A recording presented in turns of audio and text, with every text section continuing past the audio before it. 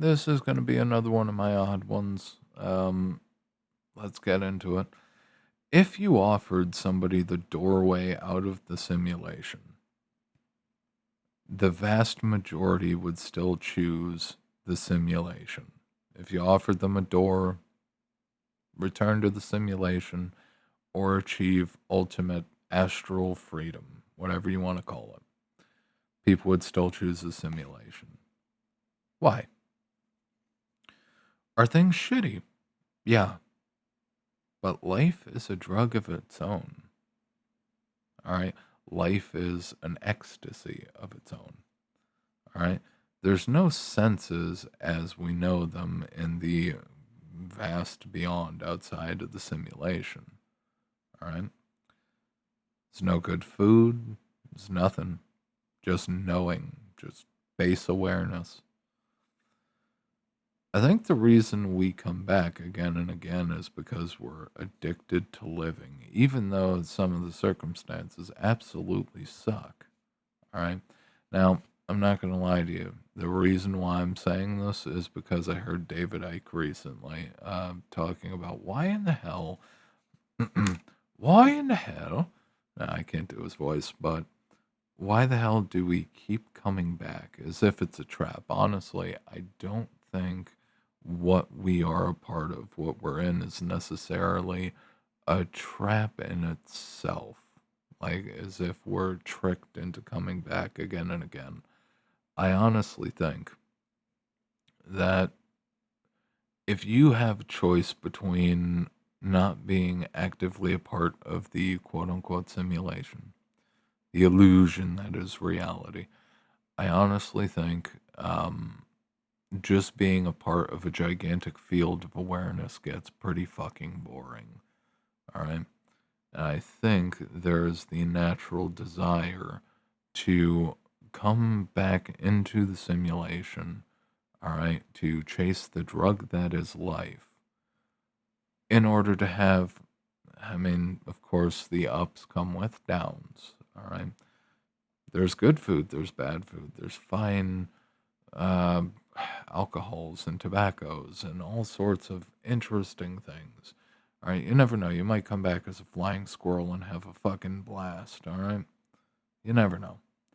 But being a part of a field of awareness is probably incredibly fucking boring, even though there's, not necessarily any pain connected to it. You're just existing as a free floating consciousness, a part of this thing. All right. It's boring. It's probably very boring. So no matter what, people continually come back to this, and continually, I mean, a lot of people live shit lives. We can't deny that. All right, there are people in the third world who are absolutely suffering, and in the first world, we couldn't give a shit. I mean, we have our blue-haired people running around, preaching as if they do, but if they won the lottery right now, all right, how much of it are they sending to literally, you know, Africa, any country in particular? All right. Anyway, David Icke has the idea, of course, that our emotional energy is harvested. And honestly, I don't think that's a stretch. I think that's on point, unfortunately. But it's a thing. Just as our consciousness is addicted to living, others are too. This is the thing. The idea that human consciousness, that the consciousness that we are, all right, that, is a, how the hell do I explain this part? The consciousness that is operating our meat suits, the idea that our consciousnesses are the only ones, that's a stretch. All right, because the reality is we don't even really have a solid understanding of what consciousness really is, because we know that essentially our bodies are receivers for the wave that comes from outside. We don't know where it comes from. We can't study it. We can't actually understand a single part of it. All right.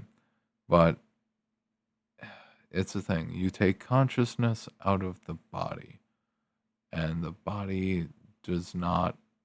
Well, actually, I say that, but people do sleepwalk, so maybe it is interesting.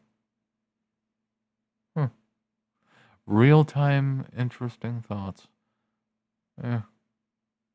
Anyway, um, consciousness is kind of fundamental to us.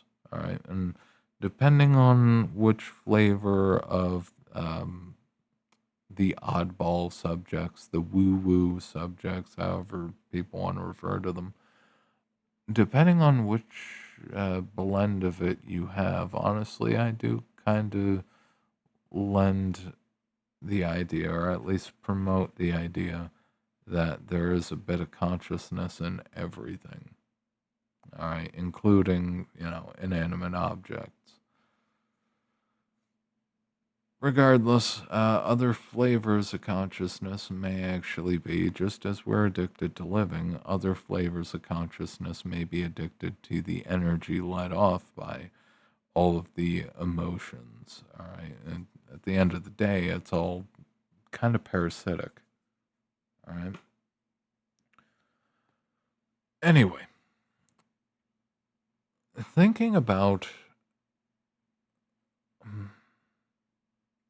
thinking about the alternative, because a lot of people are at the point where they do want to ascend into something else. They do want to be a part of the grand whole. All right. Not that one, but they want to be a part of some of essentially the Uber field, whatever the hell you want to call it. All right. The great knowing, the mecca of consciousness. All right. But the reality is, what do you do when there's nothing to do? Like the idea again that it'd be a trap. Like, is it absolutely a trap? I mean, certainly you could say it's a trap. And if your choice is being a part of a field where you know all of the things but you do nothing, that's kind of lame. Okay, versus jumping on to pilot a skin suit. Oh, apologies. Versus signing up to jump into a skin suit and, you know, become a flying squirrel, jump off the treetops, just gliding around. Yeah, sounds like a pretty fun time. All right. Regardless, that's essentially just the point. Is it a trap? Kind of, but it's because we're addicted to living. All right. Even if the circumstances are fucking terrible, we're addicted to living.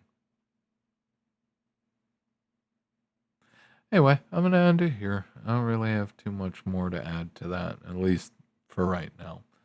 If you appreciate the content, if you like the content, like, favorite, sub, share, do all the things, leave a comment.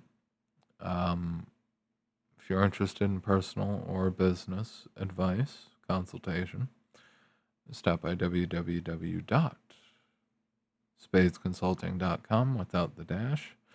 And if you're interested in writing content, check out the Substack below. Again, I'm infinitely behind on it. Although I do definitely have ideas. Anyway, I'll see you guys in the next one.